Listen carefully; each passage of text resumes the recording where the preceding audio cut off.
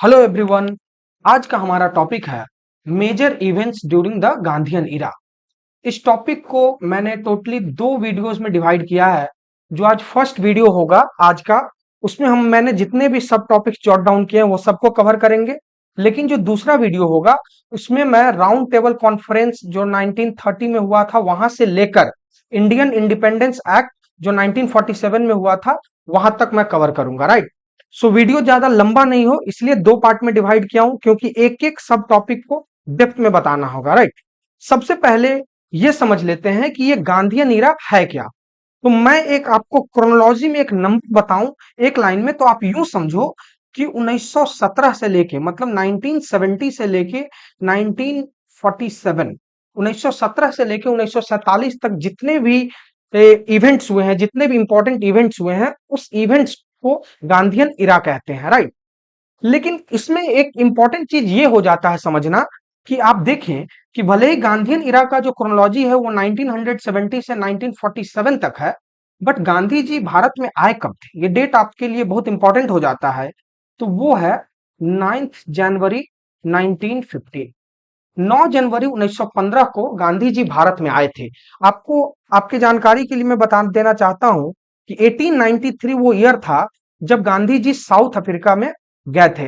वो एक केस के सिलसिले में गए थे, फिर वहां गए, नाटल कांग्रेस का फॉर्मेशन किए एंड तमाम तरह का जो रेशियल डिस्क्रिमिनेशन होता था उसमें वो उलझ गए।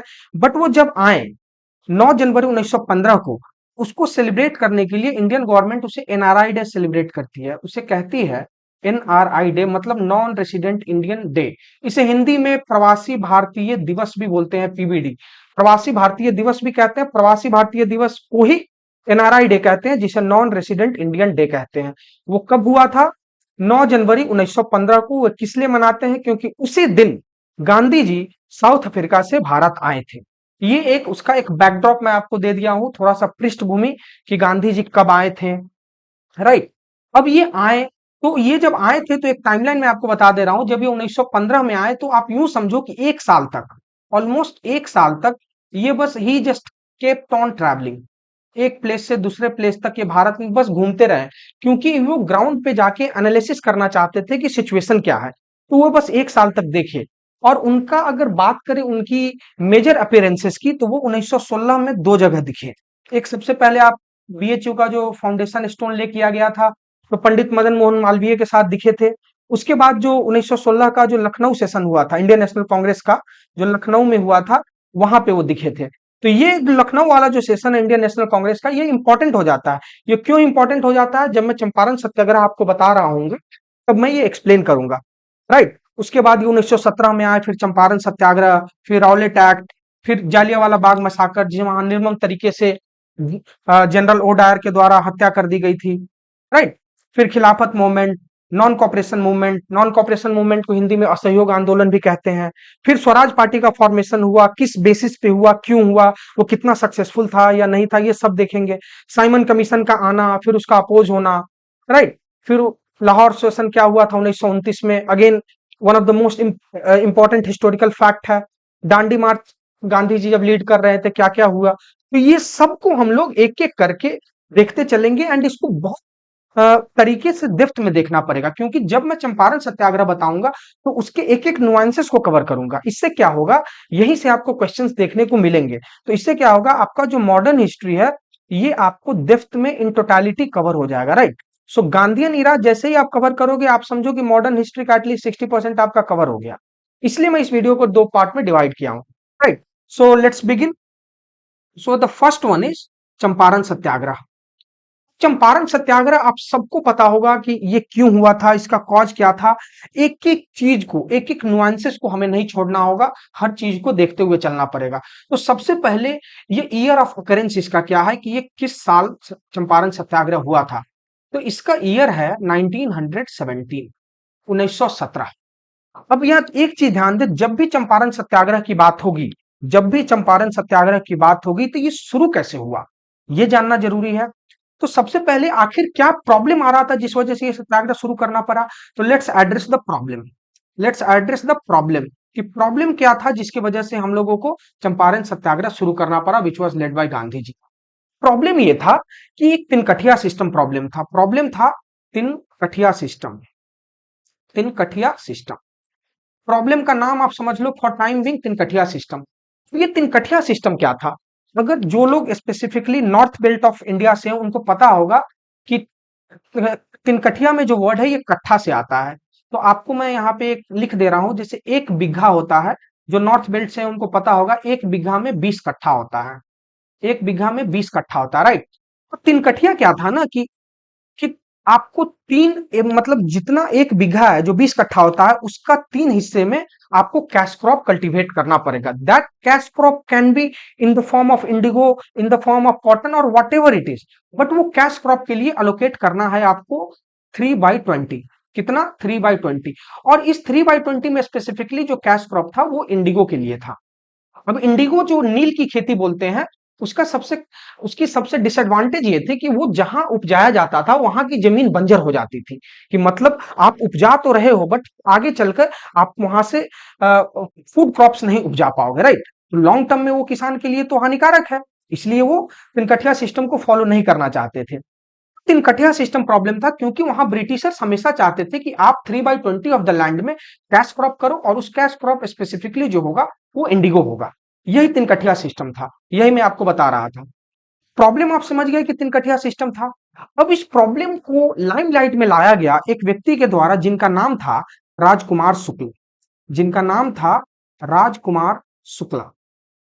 अब ये राजकुमार शुक्ला जो व्यक्ति हैं, ये क्या करते हैं कि ये जाते हैं कि 1916 के इंडियन नेशनल कांग्रेस का जो लखनऊ सेशन हो रहा हो, 1916 का जो Lucknow session of Indian national Congress है, Lucknow session of Indian national Congress है, वहां पे ये जाते हैं। किनसे मिलने? तो ये गांधी जी से मिलने जाते हैं। वही मैं आपको बता रहा था कि 1916 में गांधी जी बीएचयू का जो स्टैब्लिशमेंट हुआ था वहां देखे गए थे। उसके अलावा जो लखनऊ सेशन था इंडियन नेशनल कांग्रेस का वहां देखे गए थे। और वहां पे राजकुमार शुक्ल मिलते हैं और बताते हैं कि चंपारण में वहां के जो किसान हैं उनके साथ क्या हो रहा है। वो सारी प्रॉब्लम को गांधी जी को बताते हैं। गांधी जी बोलते हैं कि ठीक है, हम लोग चलते हैं और इसमें सब इसके इसके अगेंस्ट, ब्रिटिशर्स के अगेंस्ट इस प्रॉब्लम को एड्रेस करते हैं। तो गांधी जी आते हैं चंपारण। और ब्रिज किशोर प्रसाद करके एक व्यक्ति थे, अगर आप बिहार स्पेशल पढ़ोगे तो उसमें दिखेगा ये सब नाम।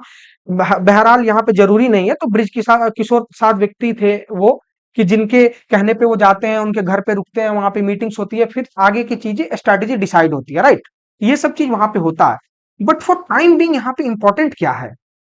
यहाँ पे इंपॉर्टेंट ये है कि राजकुमार शुक्ल ने जाके जब गांधी जी को बताया, तो गांधी जी ने ये कहा कि हम लोग पहला सिविल डिसोबीडियंस मूवमेंट लॉन्च करेंगे। First civil disobedience movement, first civil disobedience movement. ये मैं क्यों यहाँ पे लिख रहा हूं, आपको ये चीज समझना होगा, क्योंकि एक बार स्टेट पीसीएस के एग्जाम में ऐसे ही पूछ दिया गया था कि गांधी जी के द्वारा लॉन्च किया गया पहला सिविल डिसोबीडियंस मूवमेंट कौन सा है? तो ये है अपना चंपारण सत्याग्रह। क्योंकि गांधी जी ने नॉन कॉपरेशन भी लॉन्च किया है, सिविल डिसोबीडियंस भी लॉन्च किया। सिविल डिसोबीडियंस अगर आपको याद हो तो वो 1930 में भी लॉन्च किया गया था। लेकिन जो फर्स्ट सिविल डिसोबीडियंस मूवमेंट जो गांधी जी है, उसे वो जब लॉन्च किए थे तो वो चंपारण सत्याग्रह के फॉर्म में ही लॉन्च किए थे, राइट?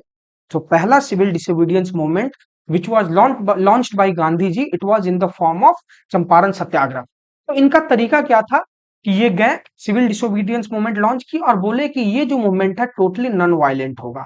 मतलब कि इसमें हम लोग अहिंसा का पालन करेंगे, कोई मारकाट नहीं, no aggression, it will be purely non violent, right? तो क्योंकि गांधी जी शुरू से अहिंसा के पुजारी थे तो नॉन वायलेंट ही चाहते थे। तो ये सब हुआ।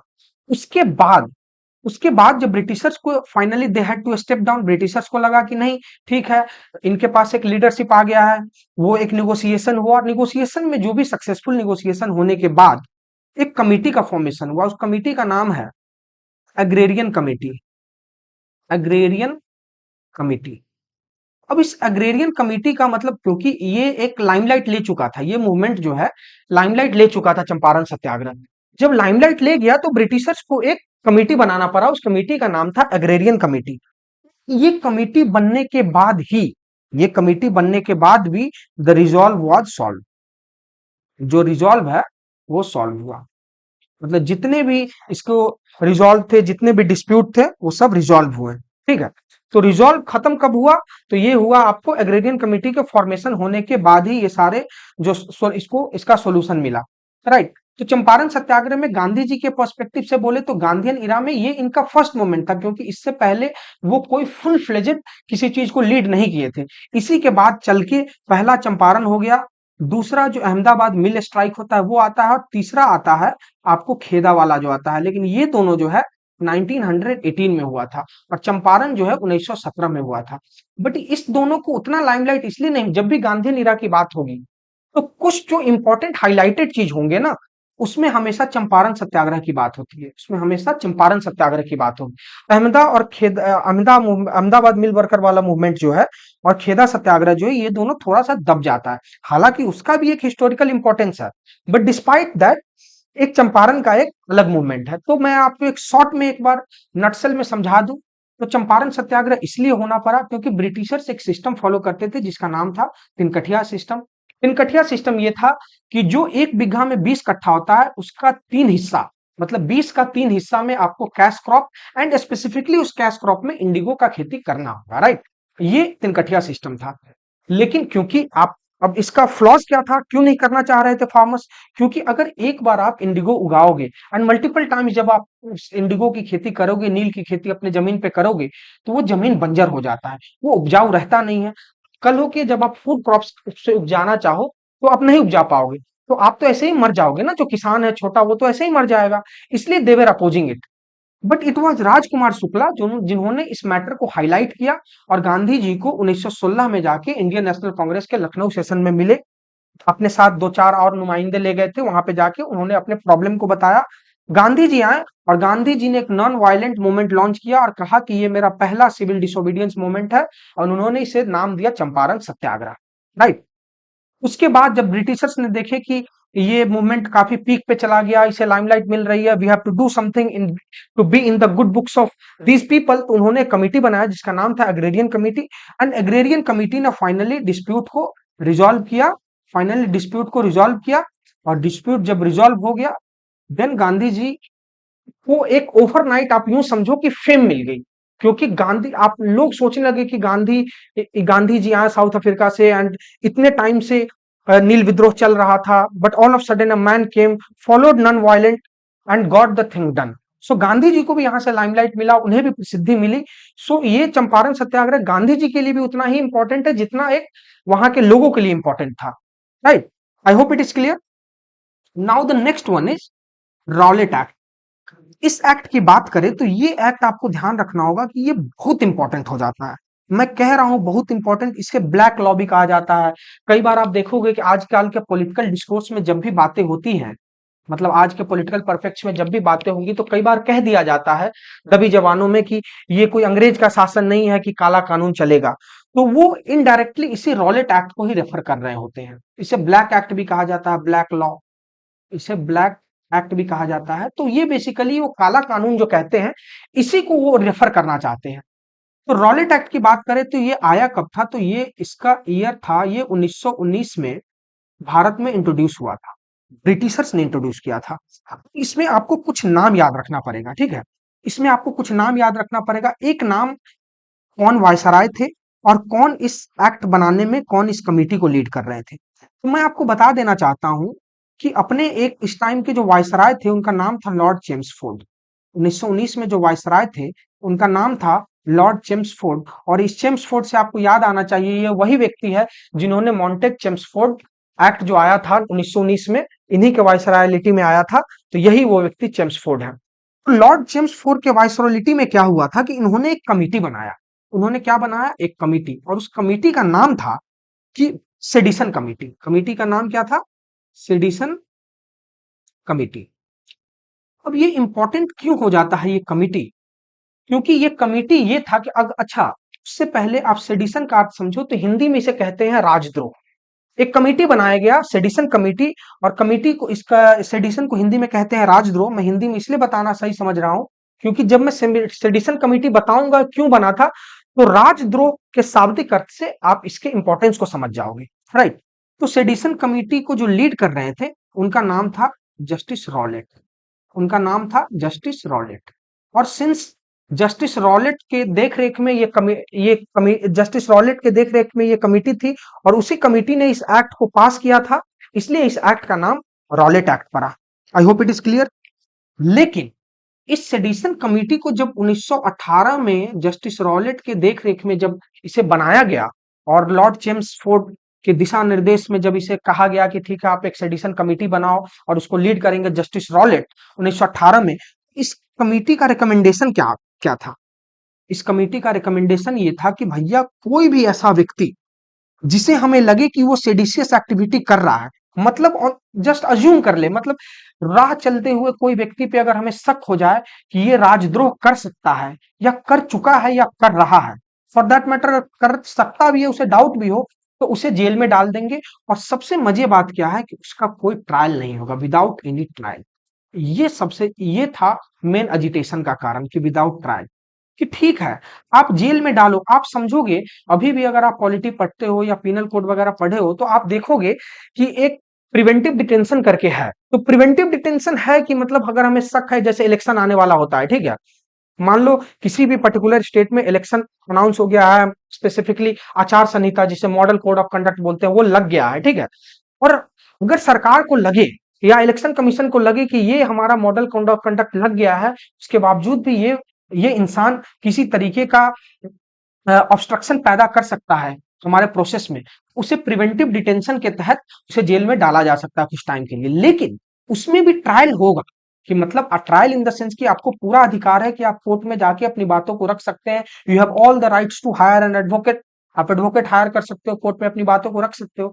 लेकिन जब ट्रायल ही आपका नहीं होगा तो आप कोर्ट में आप अपनी बात को भी नहीं रख सकते हो, राइट। तो यही था। तो रॉलेट एक्ट बेसिकली था ये कि anybody can be imprison without trial. Anyone can be imprisoned without trial. Just a minute. Anybody can be imprisoned without trial. तो विदाउट ट्रायल जो है ना, इसमें एक कीवर्ड है। तो इसका रेपरकशन हुआ क्या? अब देखिए मैं कहानी की तरह क्यों बता रहा हूं, ताकि आपके दिमाग में ये चीज बैठ जाए। इसका रेपरकशन ये हुआ कि ये एक्ट ना एक वेव ऑफ एंगर, मतलब कि बहुत एक गुस्सा का एक समंदर लोगों, जितने भी आम लोगों थे उसके अंदर एक वेव ऑफ एंगर पैदा किया। पूरा गुस्से हो गए लोग, और उसका गुस्सा ये हुआ कि उसकी वजह से लोग सड़क पे उतरने लगे। और सड़क पे जब उतरने लगे तो गांधी जी को उस समय चंपारण सत्याग्रह की वजह से पॉपुलैरिटी मिल चुकी थी। तो सब लोग गांधी जी के पास गए। गांधी जी ने वंस अगेन उन्होंने अपना पैटर्न फॉलो किया, और आपको एक डेट याद रखना पड़ेगा, 6 अप्रैल 1919। ये टाइमलाइन बहुत इंपॉर्टेंट है। 6 अप्रैल 1919 को गांधी जी ने एक सत्याग्रह के लिए आह्वान किया, मतलब gave a call for satyagraha, gave a call for satyagraha. किन्होंने दिया? गांधी जी ने दिया। Gave a call for satyagraha by Gandhi ji. तो गांधी जी ने बोला कि 6 अप्रैल 1919 को उन्होंने सत्याग्रह का आह्वान कर दिया। जब सत्याग्रह का आह्वान कर दिया तो गांधी जी का स्टैचर उस टाइम इतना बड़ा था कि सब लोग सड़क पे उतर गए। जब सब लोग सड़क पे उतर गए तो उसके अगले जस्ट 2 दिन के बाद, 8 अप्रैल 1919, मात्र 2 दिन के बाद गांधी जी को ब्रिटिशर्स ने अरेस्ट कर लिया। गांधी जी को अरेस्ट कर लिया ब्रिटिशर्स ने। अब ब्रिटिशर्स को लगा कि अगर गांधी जी को अरेस्ट कर लेंगे तो शायद ये मैटर दब जाए। लेकिन वही है कि आपने फिर उकसा दिया उन्हें, कि 6 अप्रैल को तो गांधी जी ने सत्याग्रह का आह्वान किया, और अभी 2 दिन भी ठीक से पूरे नहीं हुए कि ब्रिटिशर्स ने गांधी जी को अरेस्ट कर लिया। अब इस अरेस्ट का रिपरकशन ये हुआ कि आप 3 जगह, आप स्पेसिफिकली 3 जगह अगर मैं कहूं, तो एक पंजाब, एक दिल्ली और एक अहमदाबाद, यहाँ पे एक अलग तरीके का एजिटेशन, मतलब हो गया एक मास एजिटेशन। लोग सड़क पे उतरे, जलाने लगे, ब्रिटिशर जहां दिखे वहां उनके विरुद्ध जाने लगे, मतलब एफिजी जलाने लगे, मतलब जो पुतला जलाने लगे, उनकी बातों को बॉयकॉट करने लगे, उनके रूल्स को वायलेट करने लगे 3 जगहों पे। ये 3 जगह कौन कौन था? पहला था अपना पंजाब, दूसरा था दिल्ली, और तीसरा था अपना अहमदाबाद। ये तीनों इंपॉर्टेंट हो जाता है क्योंकि अहमदाबाद, क्योंकि इसलिए क्योंकि उस टाइम एक मास एजिटेशन गांधी जी देना चाहते थे पैन इंडिया, कि पूरा भारत इसमें शामिल हो जाए, लेकिन पूरा भारत शामिल नहीं हो पाया। तो इसलिए उस टाइम स्पेसिफिकली पंजाब, दिल्ली और अहमदाबाद के लोग एक मास एजिटेशन में उतर आए। एक ग्राउंड पे उनको एक दिखने लगा कि एक विरोध हो रहा है। अब ये एक्ट बाद में चल के वापस हुआ या क्या हुआ, ये आगे की बात है। बट रॉलेट एक्ट बेसिकली है क्या? तो अगर आप उस क्रोनोलॉजी में देखें तो 1919 में ब्रिटिशर्स ने इसे पास किया। लॉर्ड चेम्सफोर्ड उस टाइम के वायसराय थे। उन्होंने ही एक सेडिशन कमेटी बनाने का रिकमेंडेशन दिया था और उन्होंने ही कहा कि जस्टिस रॉलेट को उन्होंने नियुक्त किया और बोला कि आप इस कमीशन को लीड करोगे और आपका काम है कि इस कमीशन में एक ऐसे एक्ट का रिकमेंडेशन करो जिसमें इस तरह के तमाम चीजें हो सके। जस्टिस रॉलेट ने जस्ट रॉलेट एक्ट बनाया और उस एक्ट में यह कहा गया कि anybody can be imprison without trial, कि on the basis of suspicion, on the basis of detention, मतलब अगर हमें शक हो या कोई व्यक्ति जेल जा चुका है या हमें किसी, मतलब कुल मिला के ब्रिटिशर्स इस एक्ट का इतना मिस यूटिलाइज किए कि किसी अरे गहरे नत्थु खैरे को भी उन्होंने उठा के जेल में डाल दे रहे थे, just to satisfy their ego. जब ये बात गांधी जी के पास पहुंची तो 6 अप्रैल 1919 को उन्होंने सत्याग्रह का आह्वान किया, ठीक है। लेकिन ब्रिटिशर्स को ये बात जमा नहीं, क्योंकि तब तक गांधी जी का स्टैचर इतना बड़ा हो चुका था कि काफी लोग सड़क पे आ चुके थे, राइट। तो उसके जस्ट 2 दिन के बाद गांधी जी अरेस्ट हो गए। लेकिन गांधी जी के अरेस्ट होने से वो मैटर दबा नहीं, इनफैक्ट वो मैटर और बढ़ गया। और बढ़ा कैसे?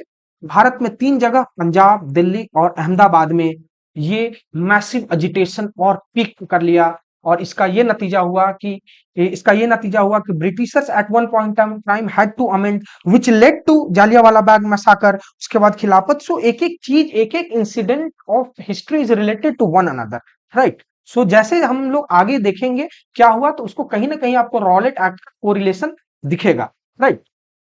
So the next one is Jallianwala Bagh massacre. इसे हिंदी में जालियांवाला बाग हत्याकांड बोलते हैं। निर्मम तरीके से ये हुआ था, ये सब लोगों को पता होगा। इसमें कुछ फैक्ट्स एंड फिगर है बहुत इंपॉर्टेंट, वो मैं आपको बता देता हूं। तो सबसे पहले जालियांवाला बाग मैसाकर हुआ कब था, तो इसका डेट बहुत इंपॉर्टेंट हो जाता है। ये है 13 अप्रैल 1919। अब आप एक टाइमलाइन देखिए, जैसे मैं 13 अप्रैल 1919 लिखा तो आप रॉलेट एक्ट याद कीजिए। 6 अप्रैल 1919 को गांधी जी ने एक कॉल दिया, किसके लिए? कि आप लोग सब आइए, मैं सत्याग्रह का आह्वान कर रहा हूं। उसके 2 दिन बाद 8 अप्रैल 1919 को क्या हुआ? गांधी जी को अरेस्ट कर लिया गया। फिर लोग सड़क पे आए। उसके जस्ट 5 दिन बाद आप देखिए क्या हुआ, जालियांवाला बाग मैसाकर हो गया, जहां पे हजारों की संख्या में लोगों को निर्मम तरीके से उस जालियांवाला बाग में मार दिया गया था।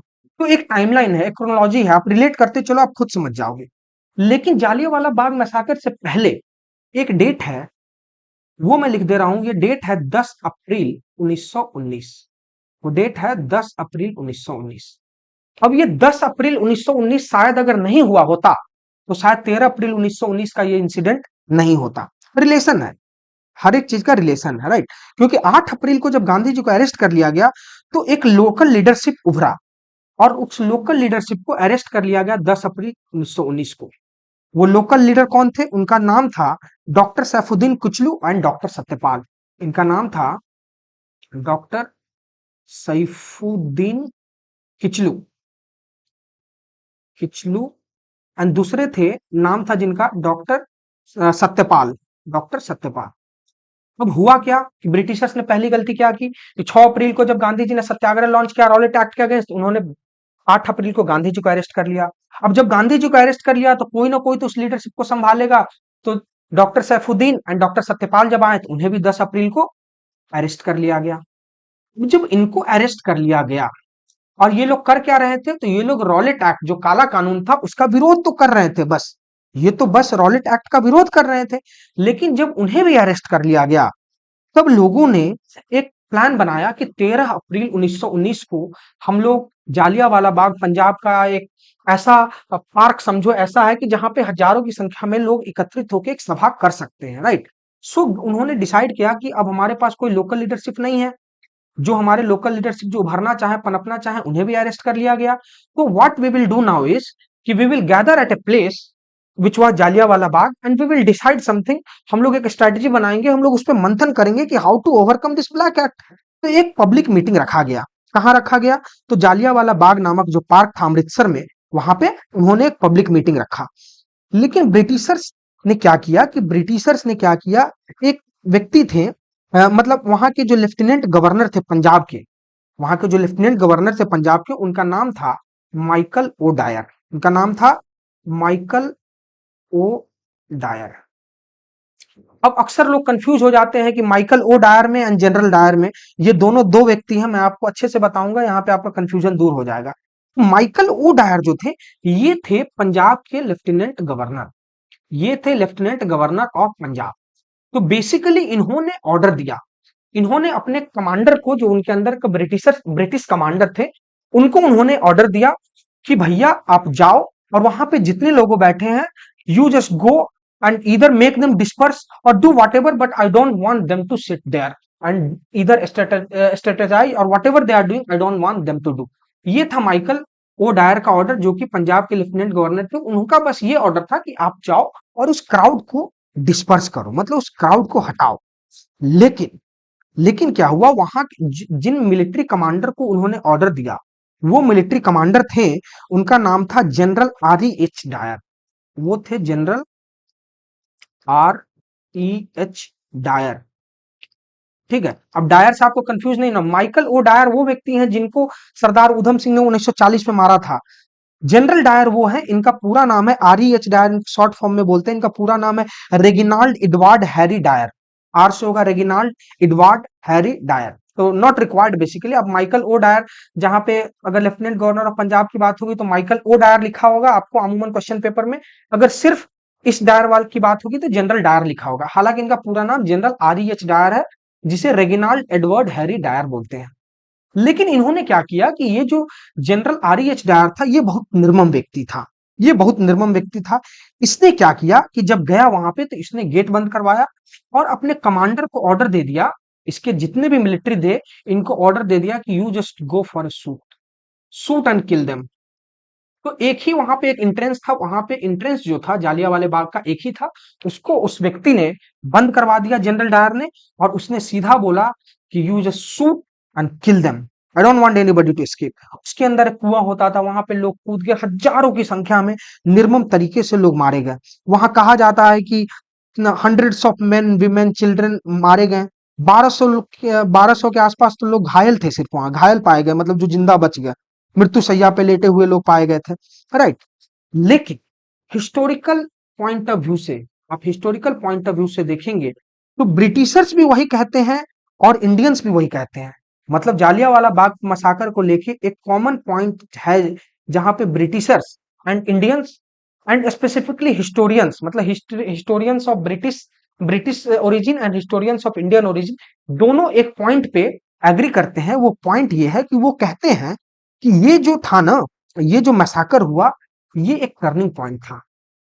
इस मसाकर को वो लोग कहते हैं कि ये टर्निंग पॉइंट था। ब्रिटिशर्स बोलते हैं कि मेरे लिए भी टर्निंग पॉइंट था, और इंडियंस बोलते हैं कि मेरे लिए भी टर्निंग पॉइंट था। और ब्रिटिशर्स का कहना है कि मेरे लिए टर्निंग पॉइंट इसलिए था कि अगर शायद ये इंसिडेंट नहीं हुआ रहता, तो ये जो पेट्रोटिज्म का जो आग है ना, ये उस दिन नहीं उछलता। ये पेट्रोटिज्म जो उस दिन से एकदम चरम सीमा पे चला गया, शायद ये नहीं जाता, and we could have ruled India even more. ये ब्रिटिशर्स का कहना था। इंडियंस का पॉइंट ऑफ व्यू ये था कि वो इंसिडेंट हमारे लिए ब्लेसिंग इन डिस्गाइज हो गया। वो इंसिडेंट हमारे लिए एक ब्लैक लेटर में लिखे जाने वाला चीज है कि हम इतना हमारे साथ दर्दनाक हादसा हुआ, but again it was blessing in disguise. कि अगर वो नहीं होता तो शायद हम समझ ही नहीं पाते कि ये divide and rule policy apply कर रहे हैं। शायद ये समझ ही नहीं पाते कि Hindu unity, Hindu and Muslim के यूनिटी में फूट डालकर हमें अलग करना चाह रहे हैं। पैट्रोटिज्म जो पीक करा, पैट्रोटिज्म जो पीक करा, उसका कारण यही था, जालियांवाला बाग मसाकर, जालियांवाला बाग हत्याकांड। और शायद उस दिन ये नहीं हुआ होता तो ये ब्रिटिशर्स हो सकता है उसके 50 साल और रह जाते। सो इट इज एक कॉमन पॉइंट जहां पे ये ब्रिटिशर्स एंड इंडियन दोनों एग्री करते हैं और कहते हैं कि Jallianwala Bagh massacre was the turning point in Indo British relations. Indo British relations में जालियांवाला बाग मसाकर जो था एक टर्निंग पॉइंट था।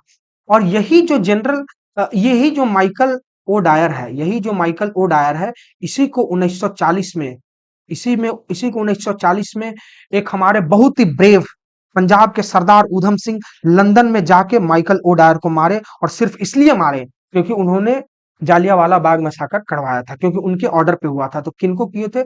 इनका नाम था सरदार ऊधम सिंह। सरदार ऊधम सिंह।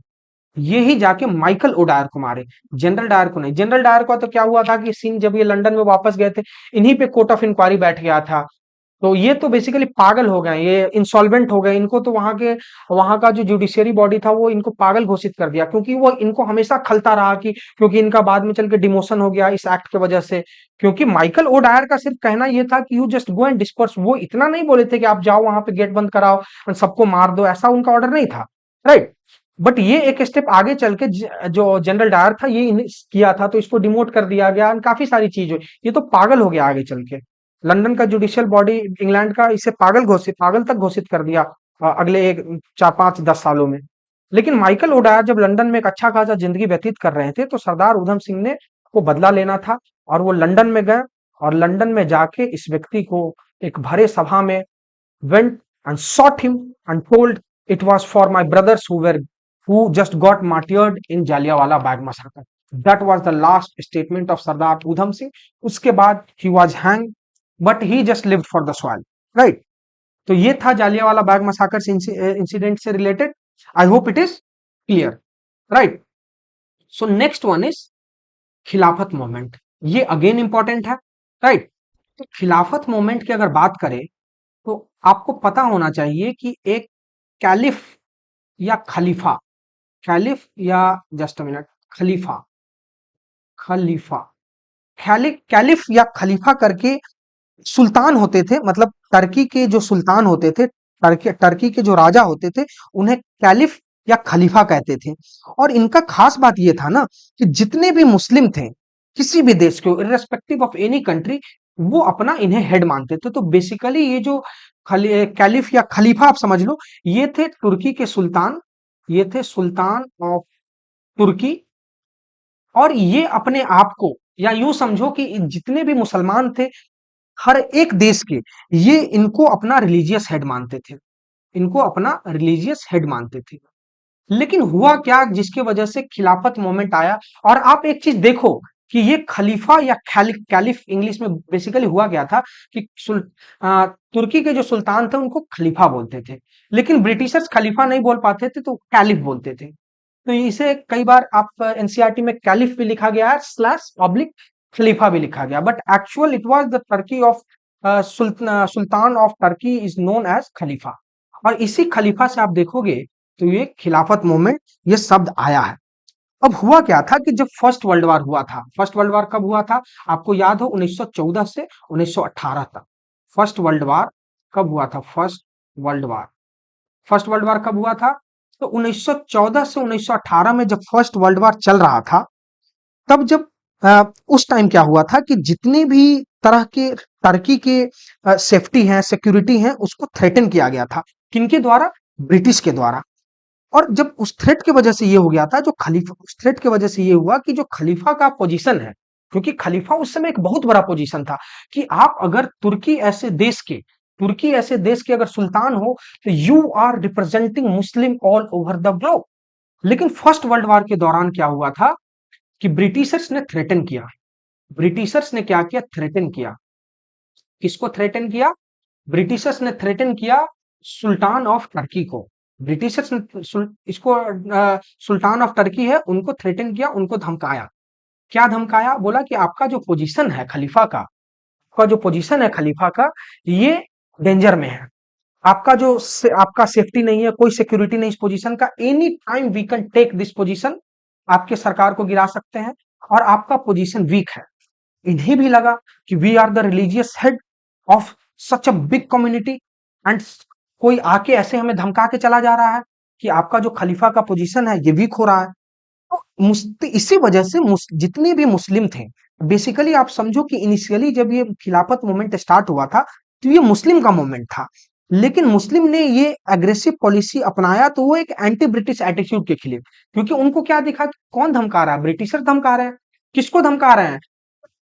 क्या बोलते हैं, टर्की के सुल्तान को धमका रहे हैं जो वहां के खलीफा है। तो मुस्लिम ने डिसाइड किया कि हम लोग एक एंटी ब्रिटिश मूवमेंट लॉन्च करेंगे और ब्रिटिशर्स को एक मुंहतोड़ जवाब देंगे। तो हुआ क्या कि 1920 में 1920 में 1920 में करके एक व्यक्ति हैं, मतलब दो भाई हैं। एक का नाम है मोहम्मद अली, दूसरे का नाम है शौकत अली। एक का नाम है मोहम्मद अली, दूसरे का नाम है शौकत अली। तो ये दोनों जो भाई थे, अब इन्होंने गट्स दिखाया और इन्होंने सारे मुस्लिम को इकट्ठा किया और कहा कि चलिए हम लोग एक ब्रिटिशर्स के अगेंस्ट एक अग्रेसिव मूवमेंट लॉन्च करते हैं।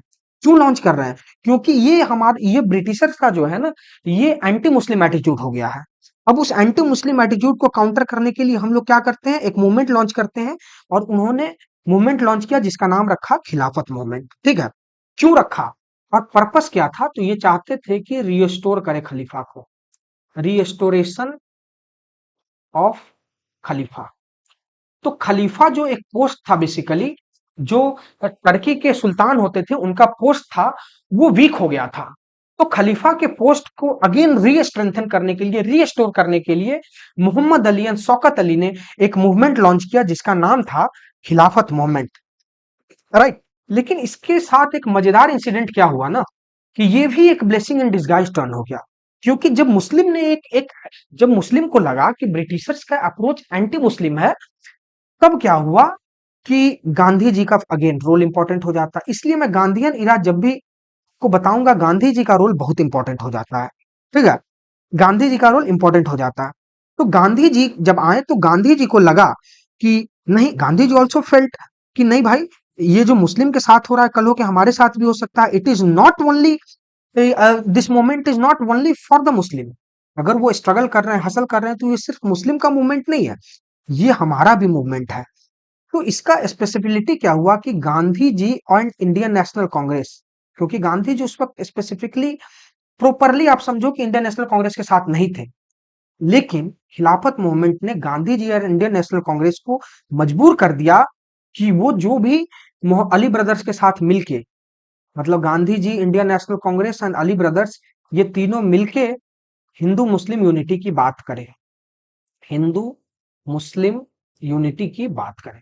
तो ये हुआ ब्लेसिंग इन डिस्गाइज कि ब्रिटिशर्स कुछ और चाहते थे, बट इसका ये एक ब्लेसिंग इन डिस्गाइज हो गया कि न चाहते हुए भी हिंदू मुस्लिम का जो यूनिटी था उनमें एक रीयूनिफिकेशन देखने को मिल गया। किनको देखने को मिल गया? जो भी ब्रिटिशर्स थे उन लोगों में नहीं ऑब्जर्व किया कि गांधी जी भी आ गए, इंडियन नेशनल कांग्रेस इतना इतना बड़ा ऑर्गेनाइजेशन है वो भी आ गया, and Ali brothers, Mohammed Ali and Shaukat Ali being the leader, they also came. और सबसे बड़ी बात है कि इस मूवमेंट को लीड कौन कर रहे थे? इस मूवमेंट को लीड कौन कर रहे थे? तो इस मूवमेंट को लीड कर रहे थे the one and only Maulana Abul Kalam Azad. So the great Abul Kalam Azad, Maulana Abul Kalam Azad lead this movement. तो इस मूवमेंट को मौलाना अबुल कलाम आजाद लीड कर रहे थे। और लेटर ऑन जब क्या हुआ कि जब गांधी जी को लगा कि दिस खिलाफत movement is not only about the Muslim identity, the fact is अगर मुस्लिम हासिल कर रहे हैं, वो ब्रिटिशर्स के अगेंस्ट एक धक्का लगा रहे हैं, तो even Indian national Congress should come and हम लोग हिंदू मुस्लिम यूनिटी की बात करनी चाहिए। राइट, क्योंकि आज वो टर्की के सुल्तान को गिरा दिया जो खलीफा का पोस्ट था, कल हो के they can come to us also and they can threaten, क्योंकि वर्ल्ड वॉर के टाइम एक ओपन थ्रेट उन लोगों ने दिया था। राइट। सो खिलाफत मूवमेंट वहां पे चला और लेटर ऑन क्या हुआ ना कि गांधी जी इसी को गांधी जी ने क्योंकि जब आप हिंदू मुस्लिम यूनिटी का आप समझो बात हो गई, आप यूं समझो कि हिंदू मुस्लिम जब एक प्लेटफॉर्म पे आ गए, तो गांधी जी ने इसे रिनेम कर दिया और इसका रिनेम ये और इसका नया नाम ये हो गया कि ये है खिलाफत सत्याग्रह मूवमेंट। खिलाफत सत्याग्रह मूवमेंट।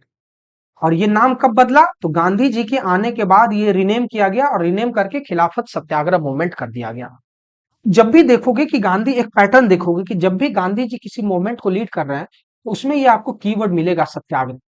इसका बेसिकली हिंदी में वर्ड है सत्याग्रह, का अर्थ होता है सत्य के लिए किया गया आग्रह। मतलब कि we are fighting for the truth, but at the same time we are fighting it non violently, we are pleading, मतलब आग्रह कर रहे हैं, we are pleading, we are not violent, we are just pleading for the truth, कि ये सच्चाई है, सत्य के लिए हम आग्रह कर रहे हैं। और इसलिए वो नॉन वायलेंट होता था, वो एकदम अहिंसात्मक तरीके से मूवमेंट को लीड करते थे। That's why Gandhi became one of the most celebrated freedom fighter of Indian history. That was the only reason, because he just followed non violent. There were many people जो एक वायलेंट तरीके से किए and their contribution is non less but why Gandhi is supreme of all, this is the only reason and he. और आप देखो ये सत्याग्रह का पैटर्न आपको हर जगह दिखने का मिलेगा। सो जब गांधी जी आए तो खिलाफत movement became Khilafat satyagraha movement. I hope it is clear, right. So and one more thing I, so ये खिलाफत मूवमेंट 1920 में लॉन्च किया गया था, 1920 में लॉन्च किया गया था और 1922 में ये खत्म हो गया। अब क्यों खत्म किया गया इसका भी एक है, जब आप आगे देखोगे तो खुद रिलेट कर लोगे, right. So the next one is non cooperation movement. अब ये नॉन कॉपरेशन मूवमेंट क्या है? हिंदी में इसे कहते हैं असहयोग आंदोलन। हिंदी में इसे कहते हैं असहयोग आंदोलन। आप इसके शाब्दिक अर्थ से ही समझ जाओगे कि ये मूवमेंट बेसिकली था किस चीज के बारे में, राइट। कि किसी चीज को कॉपरेट नहीं करना है। Basically this movement was all about कि we no need to cooperate, right. कि असहयोग आंदोलन, हमें सहयोग नहीं करना है। किसे नहीं करना है? ब्रिटिशर्स को नहीं करना है। It's as simple as that, right. So non cooperation movement start हुआ अगेन 1920 में। नॉन कॉपरेशन मूवमेंट स्टार्ट हुआ अगेन 1920 में एंड एंड हुआ 1922 में। नॉन कॉपरेशन मूवमेंट को अच्छे से समझना होगा, उसके एक एक नुआंसेस को समझना होगा। सबसे पहले ये स्टार्ट कहां से हुआ, इसका प्रपोजल कहां से आया, तो आपको याद दिला दूं कि जो कांग्रेस का एनुअल सेशन होता था, कैलकाटा सेशन जब हुआ, Calcutta session of Indian national Congress हुआ, just a minute, Calcutta session of Indian national Congress जब हुआ, कब? 1920 में। Calcutta session of Indian national Congress जब 1920 में हुआ, कांग्रेस ने कांग्रेस ने क्या बोला कि इन्होंने एक नॉन कॉपरेशन मूवमेंट को बेसिकली लॉन्च किया। कहां पे लॉन्च किया? तो कलकत्ता सेशन में कांग्रेस ने 1920 के कलकत्ता सेशन में नेशनल क्या बोलते हैं, नॉन कॉपरेशन मूवमेंट को लॉन्च किया। एट द सेम टाइम उन्होंने स्वराज को भी यहाँ पे for the first time define किया। आप ये समझोगे तो इसी सेशन में मैं यहाँ पे लिख दे रहा हूं कि Swaraj was defined for the first time. Swaraj defined, ये आपको स्टैटिक पॉइंट ऑफ व्यू से इंपॉर्टेंट है कि स्वराज क्यों, मतलब बेसिकली क्या हुआ था ना कि गांधी ने बोला कि हमारा स्वराज एक अल्टीमेट एम है, तो स्वराज का डेफिनेशन वहां पे दिया गया। तो स्वराज क्या है कि सेल्फ रूल। तो ये स्वराज का जो डेफिनेशन, जो एम बताया गया, ये गांधी जी के द्वारा ही बताया गया, उसी सेशन में बताया गया, राइट। ये नॉन कॉपरेशन मूवमेंट का अर्थ जब मैं आपको बताया कि non cooperation movement is all about we will not cooperate, तो जब कॉपरेशन नहीं करेंगे, जब सहयोग नहीं करेंगे, तो किस किस तरीके से नहीं करेंगे। पहला पॉइंट इन लोगों ने ये कहा कि क्या होता था कि ब्रिटिशर्स ने कई सारे टाइटल्स दे रखे थे। जैसे रविंद्रनाथ टैगोर को मिला था टाइटल, महात्मा गांधी को मिला था, कई बार वो लोग नाइटहुड का टाइटल देते थे, तो ये सब उन्हें मिला था, टाइटल देते थे, फिर ऑनररी पोजीशन देते थे। तो इन लोगों ने सबसे पहला कहा कि we don't need validation from these bugger Britishers, right. इन्होंने सबसे पहले क्या किया कि जो भी ब्रिटिशर्स टाइटल दिए थे, ऑनरेडी पोजीशन दिए थे, सबको सरेंडर कर दिया, सबको गिव अप कर दिया, राइट। तो सबसे पहला इन्होंने नॉन कॉपरेशन मूवमेंट में क्या किया कि surrender of titles, surrender of title. आप सुने होंगे कि रविंद्रनाथ टैगोर ने अपना नाइटहुड दे दिया, महात्मा गांधी ने अपना नाइटहुड गिव अप कर दिया, सरेंडर ऑफ टाइटल्स यहाँ पे हुआ। और क्या क्या चीज का सरेंडर हुआ? तो जितने भी ऑनरेडी पोजीशन थे, जितने भी ऑनरेडी पोजीशन थे, कि कई बार क्या होता था कि आप किसी को अपने वायसराय काउंसिल में ले लो, किसी को लॉ मेंबर बना दो, जैसे, ठीक है। तो वो सब जब हो चुका था तो वो सब ऑलरेडी पोजीशन था बेसिकली, उन सबको भी इन लोगों ने सरेंडर कर दिया। तो सबसे पहला स्टेप इन्होंने क्या किया कि सरेंडर किया, ठीक है। दूसरा एक इंपॉर्टेंट इन लोग ने क्या किया कि ये रिफ्यूजल पे चले गए। किस चीज के रिफ्यूजल पे चले गए? तो सरकार क्या करती थी ना, ब्रिटिशर्स उस समय अपना सरकारी दरबार लगाते थे, ऑफिशियल फंक्शन करते थे, और उसके अलावा क्या करते थे कि एक कोर्ट लगता था जो बेसिकली ब्रिटिशर्स का कोर्ट था, लेकिन लॉर्ड्स तो उसमें इंडिया के भी थे, मतलब एडवोकेट्स तो इंडियंस भी थे ना। तो इन लोगों ने अटेंड करने से मना कर दिया। क्या क्या चीज अटेंड करने से मना कर दिया? तो जो भी गवर्नमेंट्स के दरबार लगते थे वहां से, उसके बाद जो भी ऑफिशियल फंक्शंस थे वहां अटेंड करने से मना कर दिया। उसके बाद इन लोगों ने तो एक डायरेक्ट बॉयकॉट कर दिया ब्रिटिश कोर्ट का, ब्रिटिश कोर्ट का बॉयकॉट कर दिया। क्यों बॉयकॉट कर पाए? क्योंकि हमारे भी तो बहुत सारे लॉयर थे इंडिया के, तो इन लोगों ने बॉयकॉट करना शुरू कर दिया। तो ये था हमारा सेकेंड। तो पहला, तो सेकेंड ये हो गया कि इन लोगों ने किया कि refusal to attend, refusal to attend government durbars. और ये गवर्नमेंट दरबार्स कौन लगवाते थे, तो ये ब्रिटिशर्स लगवाते थे। दूसरा, ऑफिस जो भी फंक्शंस वगैरह होता था वहां भी लोग जाने से मना कर दिए। हम्म, वहां भी जाने से मना कर दिए। तीसरा एक इंपॉर्टेंट ये लिख लो कि इन्होंने जितने भी जुडिशियल बॉडी था उनका बॉयकॉट कर दिए। तो boycott by boycott sorry boycott of British courts. एक मिनट, बॉयकॉट ऑफ ब्रिटिश कोर्ट। अब इसमें एक चीज आप ध्यान देंगे, अगर ब्रिटिश कोर्ट्स का बॉयकॉट अगर आम पब्लिक करे तो विल दैट मेक सेंस और विल दैट बी इफेक्टिव? क्योंकि आम लोग अगर ब्रिटिश कोर्ट का बॉयकॉट कर भी दे तो that will not make sense. लेकिन उस ब्रिटिश कोर्ट में बहुत सारे लॉयर्स जो थे, एडवोकेट्स जो थे, वो इंडियन थे। तो जितने भी लॉयर्स जो इंडियन लॉयर्स थे, उन लोगों ने बॉयकॉट किया ब्रिटिश कोर्ट का। तो ऑब्वियस सा बात है, अगर मान लो 100 लॉयर्स एडवोकेट है वहां पे, 100 लॉयर है, तो मान लो एटलीस्ट अगर 20 भी इंडियन होंगे तो वो ग्राउंड पे कुछ तो इम्पैक्ट दिखाई दिखाई देगा। इन लोगों ने एक और तरीका लगाया कि ये लोग क्या बोलते हैं कि ये लोग बॉयकॉट करेंगे ब्रिटिश कोर्ट का, राइट। अब जब ये लोग बॉयकॉट कर रहे थे, ये लोग जब बॉयकॉट कर रहे थे, तब गांधी जी एक और चाल चलते हैं। उसके अलावा एक और चीज आप लिख सकते हो कि जितने भी फॉरेन गुड्स होते हैं, उसी टाइम गांधी जी ने ये दिया था कि खादी का जो था, कि गांधी जी गए वहां पे, आप साबरमती आश्रम में जाओगे तो चरखा रखा हुआ है। गांधी जी खुद से हैंड स्पन धोती जो खुद से बनाते थे कॉटन का, खादी का, एंड खुद से पहनते थे। तो क्या होता था कि जितने भी फॉरेन क्लॉथ्स थे, जितने भी फॉरेन क्लॉथ्स थे, उनका भी बॉयकॉट हो गया।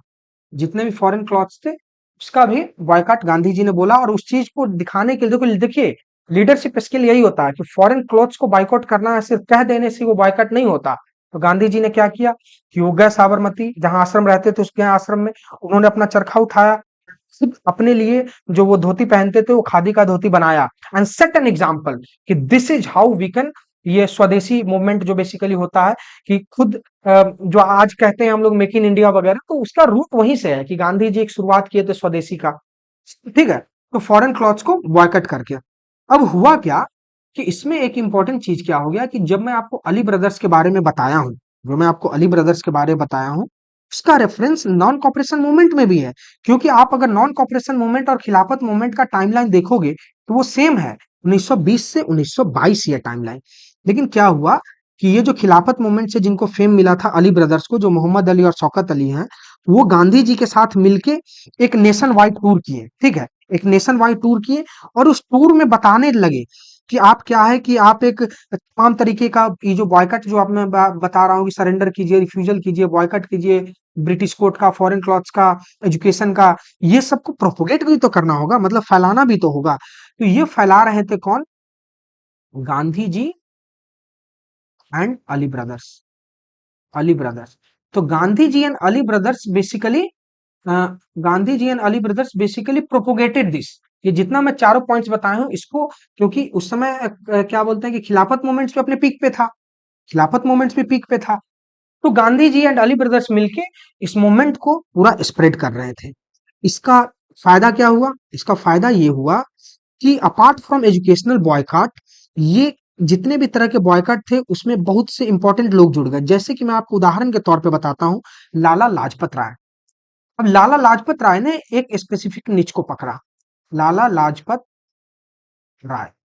अब लाला लाजपत राय के बारे में आप सबको पता है, लेकिन इन्होंने उस पर्टिकुलर मूवमेंट में क्या किया कि ये क्या किए कि भैया यहाँ पे गए और कहा कि ये जितने भी ब्रिटिश के एजुकेशनल हब है, आप ब्रिटिश के, उन्होंने कहा कि स्पेसिफिकली बंगाल एंड पंजाब में वो जाके क्या किए कि ब्रिटिश के जितने भी एजुकेशनल फंडामेंटल्स थे उनको बॉयकॉट करने लगे।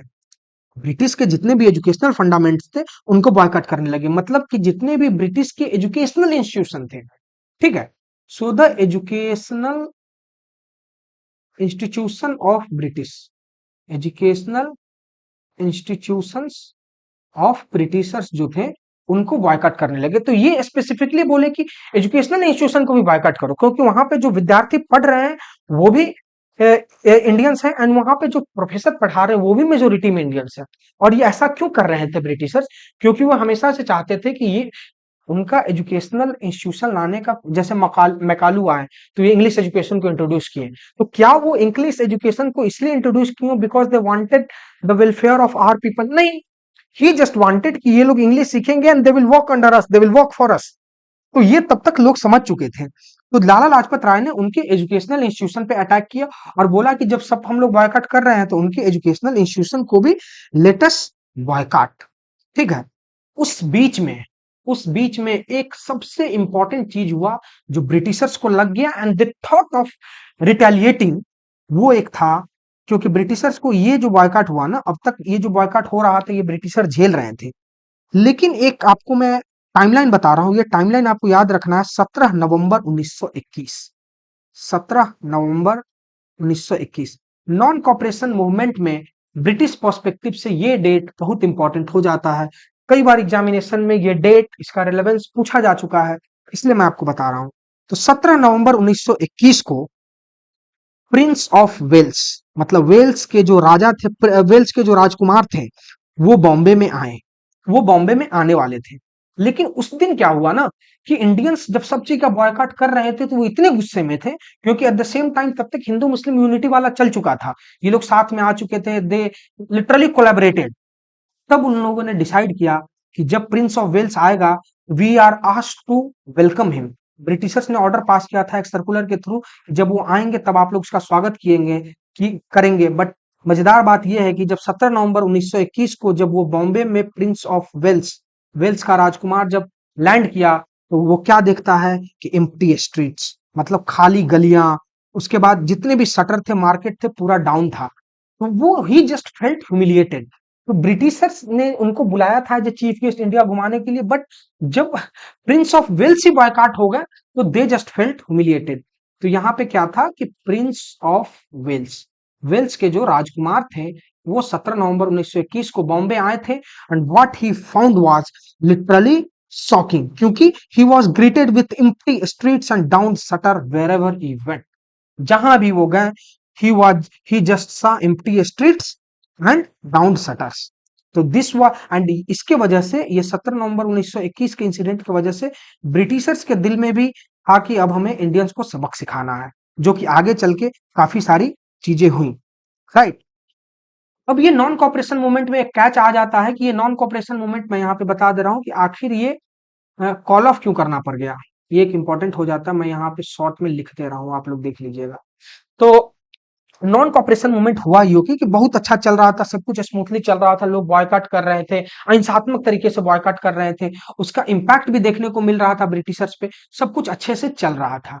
बट उसी दरमियान एक aggressive group of people, Gorakhpur जिला में, मतलब उत्तर प्रदेश में गोरखपुर जिला है, वहां पे एक जगह है चौरी चौरा, वहां पे एक जगह है चौरी चौरा।